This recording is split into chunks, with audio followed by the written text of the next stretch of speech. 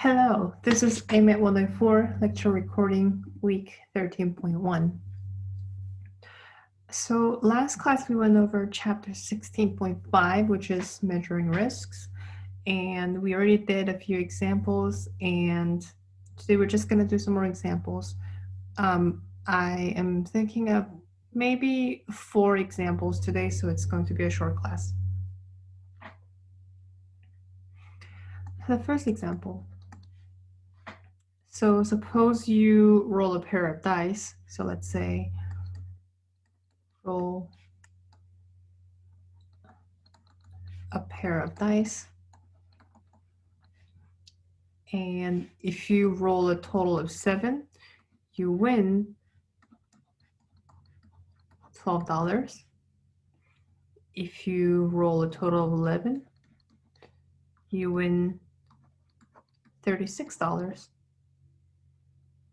And if you roll anything else, so otherwise, you actually lose $6. So if this were the game, should you or should you not play the game? Is it okay to take a risk or not? So let's actually do the measuring risks. We can find the expectation of each. So first of all, rolling a 7, you can actually get 1, 6 is a 7. You can get 2, 5 is a 7. You can get 3, 4, 4, 3, 5, 2, and 6, 1. So you have 6 different ways to get 7. What about 11? So 11, you can either get 6 and 5 or 5 and 6. And this is everything else. So we know that when we're rolling a pair of dice, we have total of 6 times 6, which is 36 possibilities. So we can conclude that the probability here of rolling 7 is 6 out of 36. And probability of rolling 11 is 2 out of 36. And everything else is, obviously we used 8 different possibilities here. So we can simply take 36 minus 8. So we will have 28 out of 36.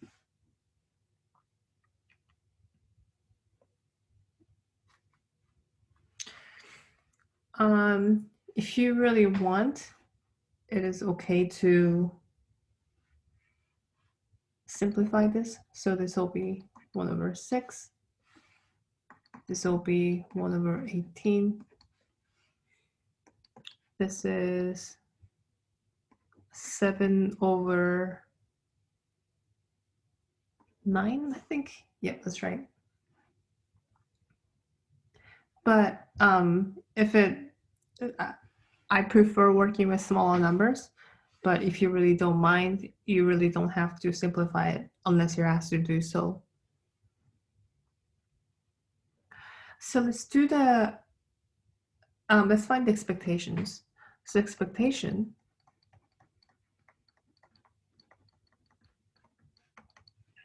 or expected payoff would be, so you multiply the probability, which is 1/6, by its respective payoff. So in this case, it's at $12. And you add by the 1/18th multiplied by $36. And lastly, so otherwise you lose $6. So in this case would be, excuse me. in this case would be 7/9 multiplied by -$6. So when you do this, make sure you put the parentheses so we can separate the negative. So if you put this into calculator correctly, you should end up with something like -0.67 dollars.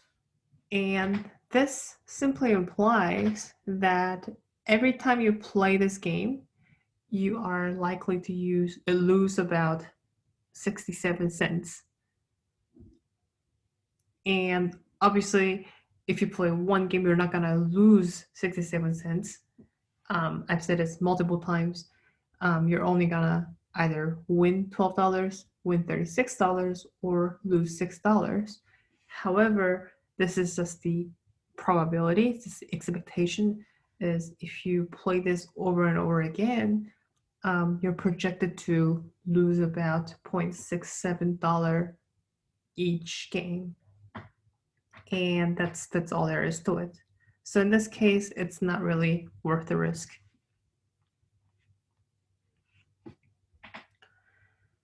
So let's do the next example.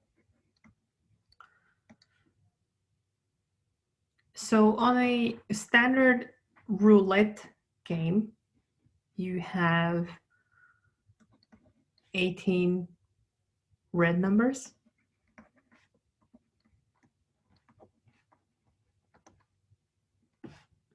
You have 18 black numbers.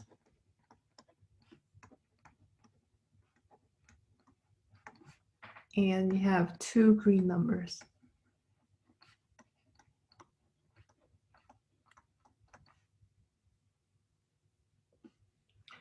So suppose that if you bet, let's say, X dollars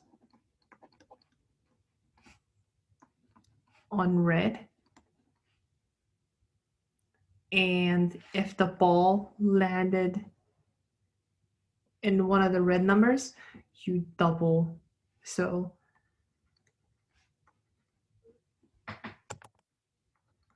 if the ball lands on red, you get $2.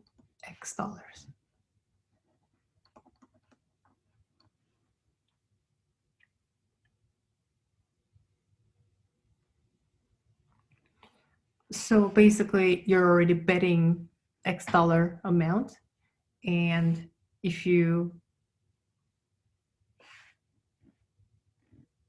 ball lands on red, what happens is you get your original amount back, and you're also getting additional the betting amount. So let me specify that. So this is original X dollars plus additional X dollars. And obviously, if you land anywhere else, if the ball lands on anywhere else,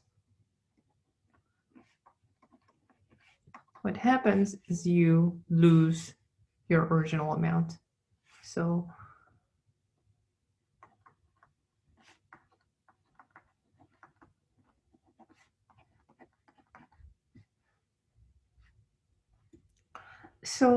if you simply spoken, this means that your net, so your net gain will be, if red, then you're getting plus X dollars, and otherwise you're losing X dollars because you already bet X dollars, but you're not getting anything back. So let's find the expected value. So expectation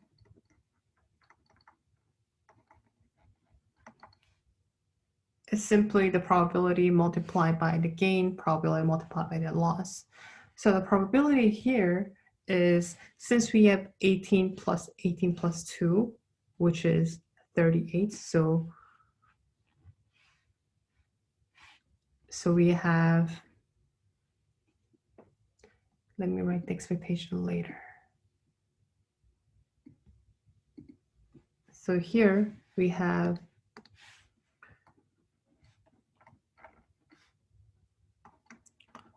total of 38 numbers, because this is 18 plus 18 plus 2. And the probability of red is simply 18 out of 38. So this is your probability of winning. And the probability of anything else, let's say otherwise, would be 20 out of 38.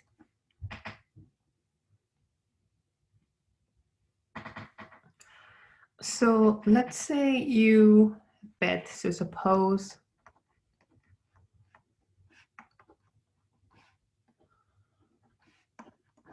$5. Then the expected value is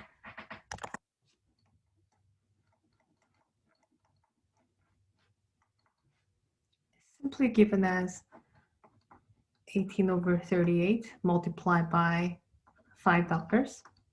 This is because you're getting back $10. However, because you already spent $5, you're only really winning $5. And you add it by the probability, which is 20 over 38, and you multiply by negative $5 because you're losing your $5.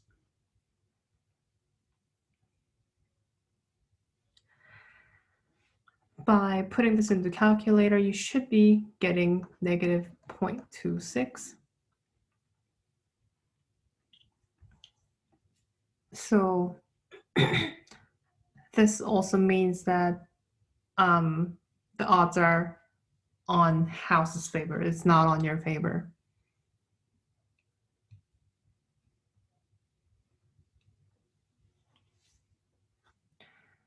Okay, let's do the third example.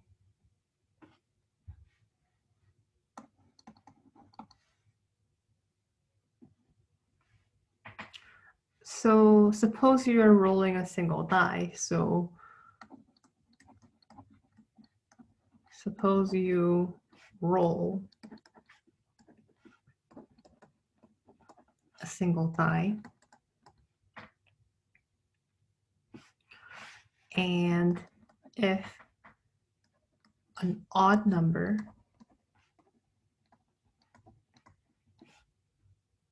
comes up,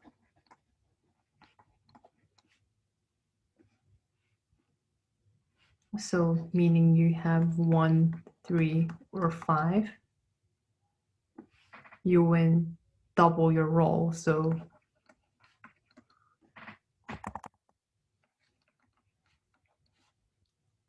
you win, say, $2, $6, and $10 respectively. And if an even number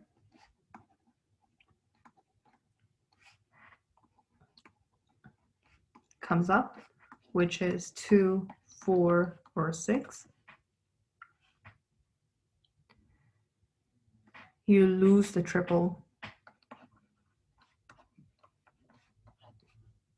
So you lose $6, $12, and $18 respectively.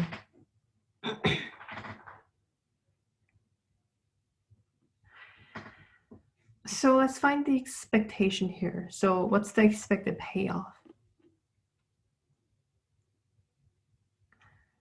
So here we are going to have to look at everything separately because we have different payoff for different numbers. So for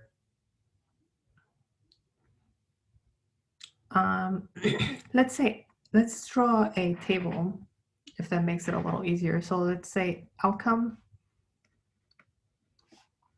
which is 1, 2, 3, 4, 5, and 6. And payoff. Actually, before the payoff, we can actually say the probability.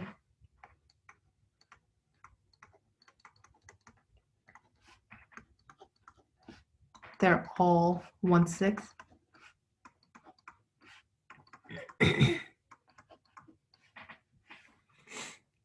And the payoff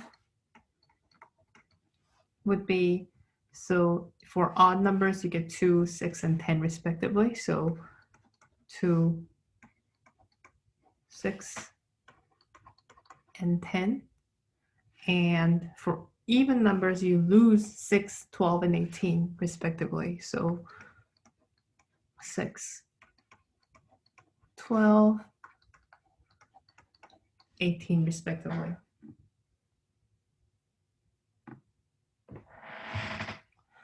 So now that we have the payoff and their respective probability, we can simply use the formula. So to expect the payoff, excuse me,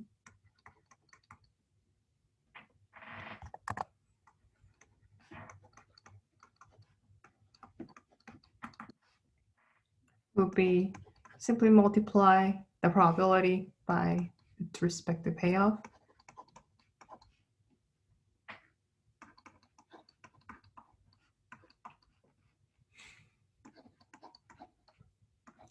Six. Actually, let's do one by one. So -6.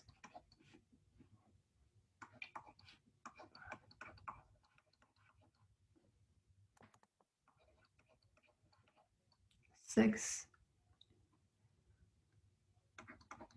And you have 1/6 multiplied by -12. Plus you have 1/6 multiplied by 10.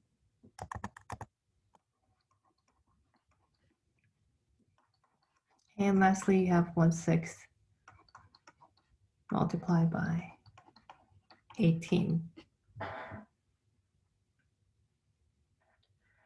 So by putting this into calculator, you should be getting the expected gain of -$3. So I guess I haven't been asking this question. So is this a fair game or not? So is this a fair game?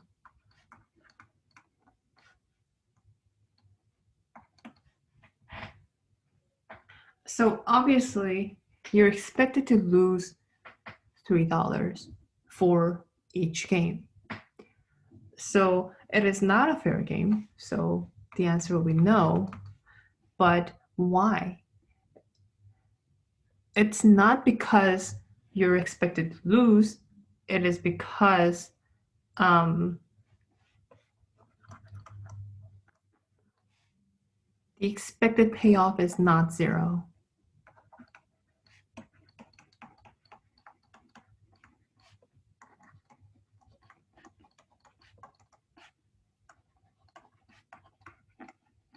And that is exactly why it is not a fair game.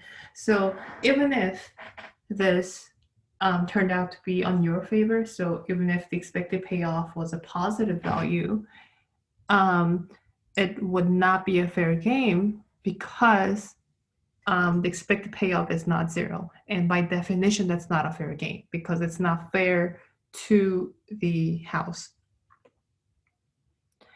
So oftentimes, In real life, we often say, if it's a good deal, a lot of the times people say it is a fair price or it's a fair game.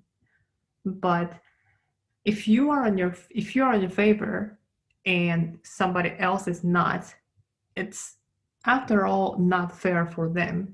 So mathematically speaking, in this case, when we're talking about the fairness, it's only fair if the expected payoff is zero. And this can be so you got to think about it in a different sense.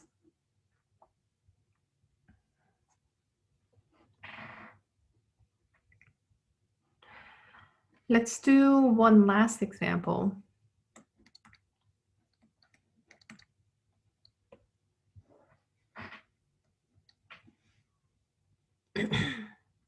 Let's say Joe is buying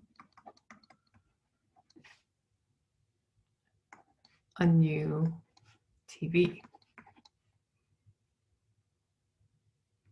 And let's say the salesman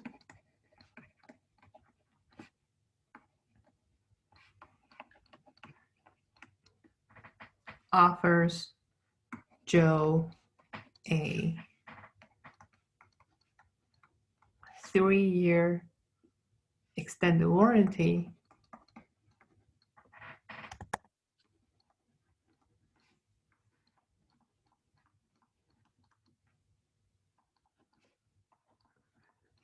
for, let's say, $80.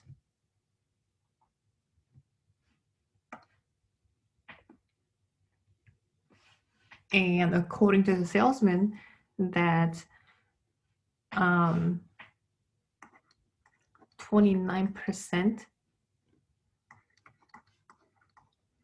of these TVs require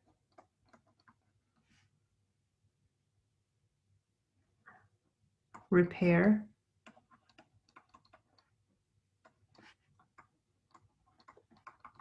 within the first 3 years.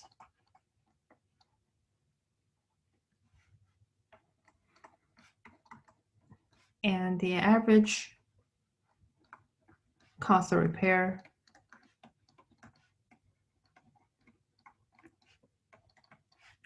is $400.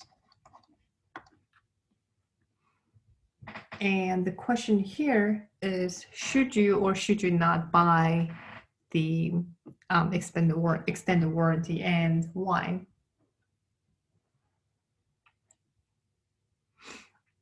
So we often deal with this situation a lot of times if you go to Best Buy and you buy something, especially something big like your laptop or TV, like in this example, a salesman would offer something like this.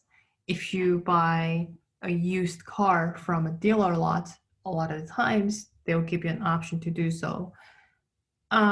So oftentimes you don't have the statistics where how many percent of the TVs would fail or not, or how much money will your purchase would need in the future. But in this case, let's suppose that you know the statistics here. It's often not available to consumers, so it's really hard to gauge. But in this case, for the sake of the problem, we know. So is it worth it or not? So let's put it down to 2 different scenarios. So let's say fail and not fail.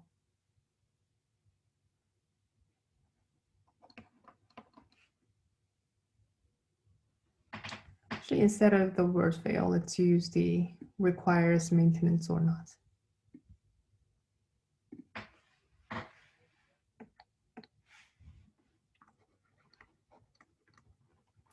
Requires repair and does not require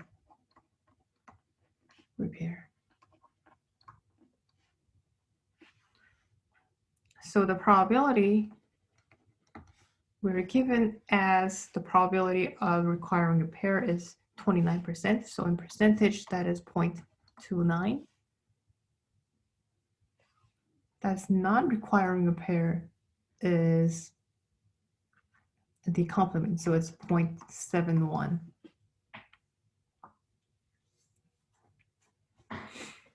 And now let's look at the payoff.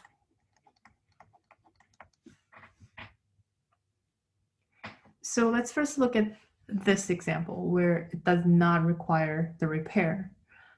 Obviously, if it does not require repair, you're just out of $80 because you just spent $80 and you didn't really get to use it. So it's easy to say that it's $80. When it requires repair, it says that the average cost of repair is $400, and considering that it'll be all covered under warranty, you're actually gaining the $400. You're saving $400. But you also have to take into consideration that you spent $80 in the beginning. So you actually spent $80. So that'll actually be $320 gain. So regardless, you're spending $80, but if it requires repair for with the 29% chance, you're gaining back $320. In other words, you're saving $400 from repair. And if it does not require repair, you spent $80, you don't really get anything back, so you just lost $80.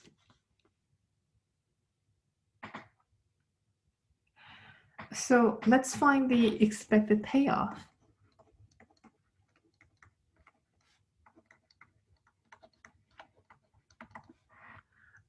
So expected payoff in this case would be 0.29 probability multiplied by $320.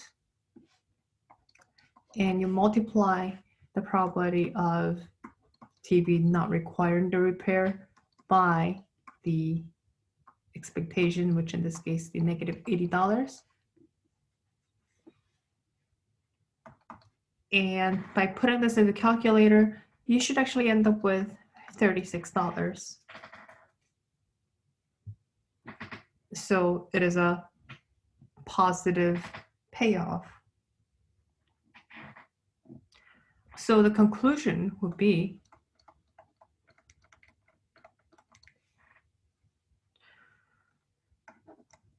Joe should buy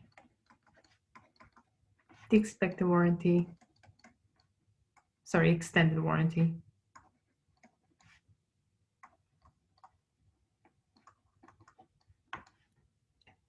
Why? Because the expected value is positive, so it is on your favor. But if this were the game, is it the fair game? No, it is not the fair game because it's not zero. But you should, in this case, Joe should buy the extended warranty because it is in his favor. So that's all for today. Next class, this is actually everything that I am planning on covering for this semester in terms of the textbook materials. Next class and the class after, I'm going to bring some external materials so we can go over that. And